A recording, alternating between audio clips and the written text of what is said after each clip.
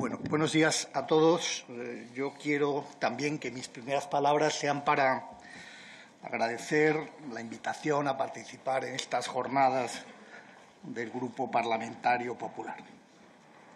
Desde que salí del Tribunal Constitucional ha sido mi propósito mantener un perfil bajo y evitar pronunciarme sobre cuestiones sobre las que el Tribunal acaba de decidir, está decidiendo o va a hacerlo.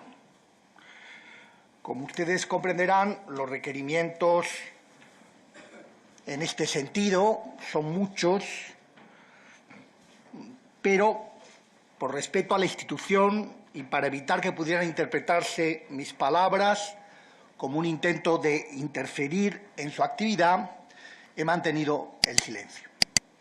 Hoy he decidido no hacerlo, porque creo que tengo la obligación como ciudadano de pronunciarme sobre una situación que considero enormemente preocupante y que también me interpela en relación con el ejercicio de las funciones de interpretación y defensa de la Constitución que he desempeñado. Los acuerdos políticos en los que la llamada proposición de ley orgánica de amnistía para la normalización institucional, política y social de Cataluña se enmarca, constituyen todo un desafío al orden constitucional y creo que esta situación no consiente el silencio, porque ante la misma todo silencio es un silencio cómplice. Yo quisiera, en mi intervención forzosamente breve, abordar consecutivamente tres cuestiones. En primer lugar, pretendo glosar mínimamente los acuerdos suscritos entre el PSOE y sus socios parlamentarios, señaladamente el acuerdo que me parece más grave, que es el acuerdo suscrito con Junts, porque recogen un programa de enmienda del orden constitucional del que la amnistía, la llamada ley de amnistía, es solo una pieza, sin duda relevante, el primer pago de un pacto leonino, pero una pieza.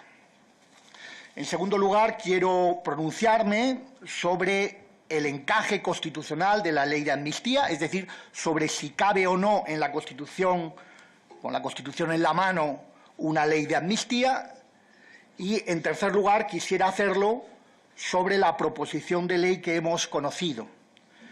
Obviamente no puedo hacer un análisis pormenorizado del texto propuesto, pero sí creo que es factible enjuiciar su planteamiento general en términos constitucionales. De los acuerdos entre el PSOE y sus socios, particularmente el suscrito con Junts, quisiera destacar dos datos. La obscena asunción por parte del partido del Gobierno del relato separatista y la de el marco de negociación, de la plataforma negociadora, si ustedes quieren, que los separatistas han venido reivindicando. No tengo que decirles, porque todos ustedes tienen experiencia en procesos de negociación, la importancia que tiene en cualquier proceso negociador la aceptación del marco negociador que establece la contraparte. Aquí la asunción ha sido plena y representa, ya lo he dicho, un verdadero desafío al orden constitucional. Si no fuera trágico, sería cómico ver cómo el partido del Gobierno ha comprado en su integridad el relato del independentismo sobre el proceso, incluidas las piruetas históricas a las que nos tienen tan acostumbrados. De los decretos de nueva planta, dictados, recuerden, entre 1707 y 1715, se pasa por arte de Birli-Birloque a la sentencia del Tribunal Constitucional sobre el Estatut, dictada a instancia de un recurso del Partido Popular, el culpable de todo, un recurso que vino a corregir un texto que al parecer era intangible. Luego se dice, hay que tener cuajo, creo, que desde el Parlamento y el Gobierno se hicieron propuestas desde la lealtad y el respeto al marco legal, que se celebraron sendas consultas con una masiva participación en favor de la independencia. Nada se dice sobre las garantías en las que se celebraron esas consultas, y que todo se vio frustrado por la intervención del Tribunal Constitucional, por la aplicación del 155 y por la actuación de los tribunales ordinarios. La verdad es que se echa en falta una petición expresa por parte del PSOE por la sentencia del Estatuto, una petición de perdón expresa, porque fue dictada por un tribunal constitucional que, en su terminología habitual, era progresista. Y también una petición expresa por el apoyo sin fisuras que mantuvieron a la aplicación del artículo 155 de la Constitución, que ahora parece que nunca existió. El relato se da de bruces con la realidad, que no fue esa, sino la de un intento de golpe de Estado frustrado por la actuación de los poderes del Estado, señaladamente por el Tribunal Constitucional, la de los jueces y tribunales, la de los cuerpos y fuerzas de seguridad del Estado y, desde luego, la de Su Majestad el Rey. El relato verídico es el que el Rey hizo en su alocución de 3 de octubre del 2017, en la que constató el incumplimiento reiterado, consciente y deliberado de la Constitución y el Estatuto de determinadas autoridades de Cataluña, su vulneración sistemática de las normas aprobadas legal y legítimamente, su inadmisible deslealtad hacia los poderes del Estado, quebrantando los principios democráticos de todo Estado de Derecho, y en la que reclamó de los legítimos poderes del Estado la restauración del orden constitucional y el normal funcionamiento de las instituciones. Pero esta asunción, insisto, creo que es obscena, del relato independentista es el preámbulo de algo aún peor: la aceptación plena de un marco negociador que se extiende a todas y cada una de las reivindicaciones del independentismo: referéndum de autodeterminación, sistema de financiación privilegiado para Cataluña, cesión del 100% de los tributos que allí se recaudan, ley de amnistía, participación directa de Cataluña en las instituciones europeas y entidades internacionales, y mediador internacional para garantizar el desarrollo del proceso y el cumplimiento de los acuerdos que en el mismo se alcancen. Un marco negociador de cuyo cumplimiento, de cuya satisfacción, va a depender nada más y nada menos que la estabilidad del Gobierno de España. Mención aparte merece la referencia al lawfare, por lo que tiene de deslegitimador de nuestro Estado de Derecho y, en última instancia, de nuestra democracia.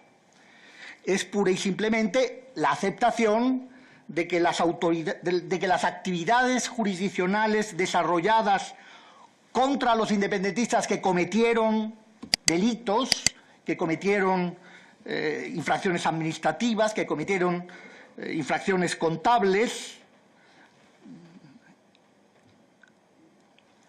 han constituido procesos políticos. Hay que decirlo, yo creo que alto y claro: la llamada judicialización del conflicto catalán no ha sido una anomalía, sino justamente lo contrario, una manifestación de que nuestro Estado de Derecho ha funcionado y, por ahora, todavía funciona, pues quien incumple la ley y incurre en graves responsabilidades debe responder por ello. Como se puede advertir fácilmente, la proposición de ley de amnistía en este contexto desconstituyente, con ser gravísima, tiene una relevancia menor, hasta el punto de que llego a preguntarme en qué medida no ha sido utilizada como un señuelo para distraer nuestra atención de este desafío general al orden constitucional que tenemos por delante. Paso a abordar el segundo punto en el que quería detenerme, el de la viabilidad constitucional de la ley de amnistía. ¿Cabe con la Constitución en la mano una ley de amnistía? Entre las competencias que la Constitución atribuye al Parlamento, ¿cabe el dictado por este de una ley de amnistía? Como es obvio, ya se ha dicho que soy laboralista, no soy experto en el tema, pero tras haber leído a la doctrina constitucionalista y publicista más solvente, y aquí tenemos a Jorge Rodríguez Zapata como un exponente de ello, creo que la respuesta adecuada a estos interrogantes es que no.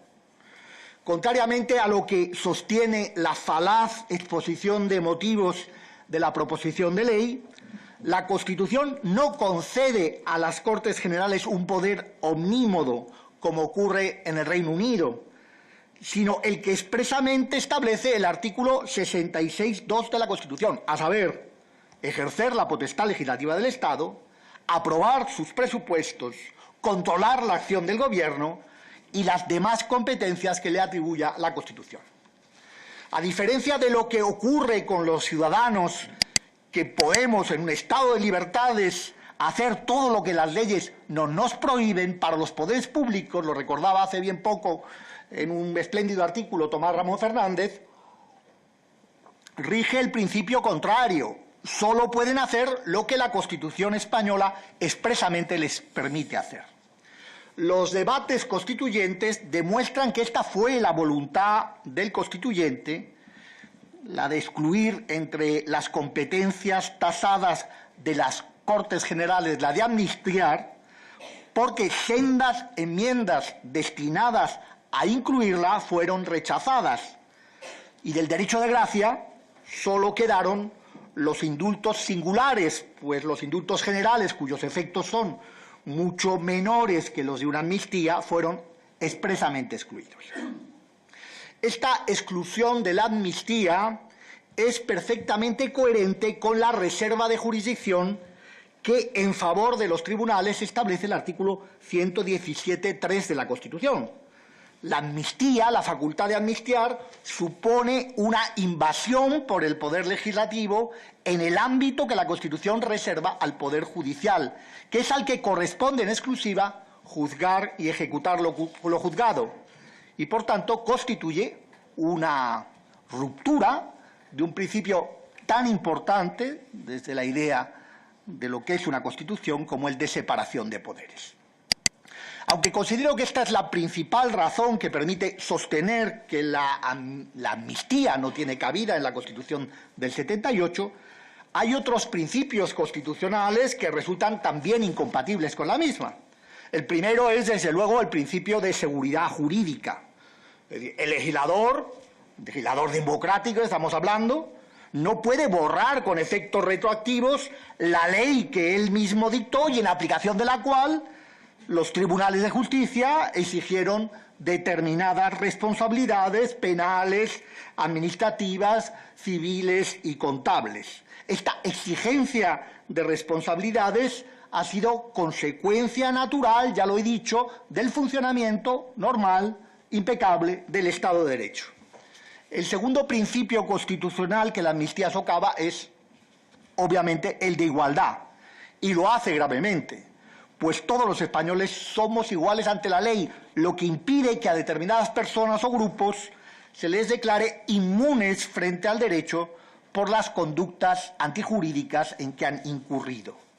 No puede el Parlamento, sobre la base de su cambiante percepción de lo que sea el interés general, imponerse a la sujeción igual de todos a la ley. Pero si la amnistía carece de encaje constitucional, hagamos por un momento el ejercicio de imaginar que fuera posible. Pues bien, en tal caso, esta amnistía, la que contempla la proposición de ley orgánica planteada, tiene graves problemas de constitucionalidad. Problemas de constitucionalidad de mayor calado. Basta leer la falaz exposición de motivos de la norma o del proyecto de norma para darse cuenta. Es una manifestación del excusatio non petita, accusatio manifesta. Son tantos los esfuerzos por afirmar la constitucionalidad del texto que el redactor de la norma despliega que pone de relieve exactamente lo contrario. Unos esfuerzos, por cierto, que se han realizado sobre el presupuesto erróneo de que el papel todo lo aguanta, porque la lectura detenida del texto evidencia que no es así. Se falsea descaradamente la doctrina del Tribunal Constitucional, la del Tribunal de Justicia de la Unión Europea, la del Tribunal Europeo de Derechos Humanos, la de la Comisión de Venecia. Se falsea el derecho comparado, la doctrina del Consejo de Estado. Se encuentra el fundamento constitucional de la amnistía nada más y nada menos que en los reglamentos disciplinarios de la Administración del Estado, de los cuerpos de secretarios judiciales y de los oficiales, auxiliares y agentes de la Administración de Justicia. ¿Para qué seguir? No puedo hacer, ya lo adelantaba antes, un análisis detenido, que desde luego hay que hacer, de la proposición, pero no me resisto a señalar sendas perlas. La primera, la determinación, es un decir, del ámbito de aplicación de la norma, que es ciertamente antológica. Se amnistían los actos determinantes de responsabilidades penales, administrativas o contables ejecutados en el marco de las consultas independentistas. Todo el marco habrá que afinar la interpretación de su preparación o de sus consecuencias, siempre que hubieran sido realizadas nada más y nada menos que en un lapso temporal de 11 años y 11 meses, así como una serie de acciones cometidas entre estas fechas, siempre que estuvieran destinadas a conseguir la secesión o la independencia de Cataluña, que ahora se considera en flagrante contradicción con el artículo 2 de la Constitución, un propósito santo. La indeterminación del ámbito es tal que a priori es imposible saber a cuántas personas se extiende. Las estimaciones varían. El PSOE habla de 300, Junts de 1.400, cifra que algunos elevan hasta 4.000. Esta cifra última no es inverosímil, sobre todo si se tiene en cuenta que a día de hoy pueden estar realizándose delitos o, por ejemplo, conductas contables ilícitas que se beneficiarían de la amnistía a tenor del inciso final del artículo 1.3. Este inciso es ciertamente memorable. Los actos cuya realización se hubieran iniciado antes del día 13 de noviembre del 2023 también se entenderán comprendidos en el ámbito de aplicación de la presente ley, aunque su ejecución finalizase con posterioridad a esta fecha. Es decir, que si has empezado antes, pero la ejecución continúa y puede continuar sine die, vamos, esto, digamos, supone la imposibilidad de aplicar ad futurum el Código Penal, desde luego, pero también la gran parte de la legislación, en fin, un despropósito. Una segunda perla a título de ejemplo es el inciso final del artículo 4.4, un inciso final que de facto vendría a modificar la ley orgánica del Tribunal Constitucional sin cambiarla expresamente y sin citarla siquiera, lo que constituye desde luego todo un alarde de respeto por parte del Parlamento al Tribunal Constitucional, ¿no? Dice, se habla aquí del inmediato alzamiento de las medidas cautelares que hubieran sido adoptadas respecto de las acciones u omisiones amnistiadas en relación con las personas beneficiadas. Y el inciso final dice, en todo caso, se alzarán las citadas medidas cautelares incluso cuando tenga lugar el planteamiento de un recurso o una cuestión de inconstitucionalidad contra la presente ley o alguna de sus disposiciones. El respeto a la labor del Tribunal Constitucional, de los redactores del texto, es tal que la exposición de motivos de la norma ya declara, SIC, la constitucionalidad de las leyes de amnistía en general y la de esta en particular. Es más, el legislador se adelanta a decirle al Tribunal Constitucional cuál es el parámetro de constitucionalidad con el que tiene que enjuiciar la ley, el principio de proporcionalidad. Aunque desde luego hay que analizar la ley con máximo rigor y dar cada batalla para combatirlo, a veces el derecho y las disquisiciones que le son inherentes sirve para ocultar la enormidad de la realidad. A mí, de la aplicación ad casum del principio de proporcionalidad, me da como resultado la inconstitucionalidad in toto de la proposición de ley. Y me la da en el primer paso de la aplicación del principio de proporcionalidad, por la ausencia evidente, manifiesta, de una finalidad legítima. Pues, con independencia de lo que diga la exposición de motivos de la norma, a nadie se le oculta que la finalidad de la norma no ha sido ni es la que formalmente se declara, sino la que resulta del trato suscrito entre el Gobierno y Junts. Es decir, la autoamnistía a cambio de la investidura de Pedro Sánchez con el voto a favor de todos los diputados de Junts, que es lo que aquí expresamente se pacta. Es este trato lo que lleva a afirmar la constitucionalidad de lo que hasta ayer no lo era. Como ha dicho expresivamente un socialista histórico, esta no es una amnistía para la convivencia, sino una amnistía para la investidura, para la conservación del poder, cueste lo que cueste. Muchas gracias.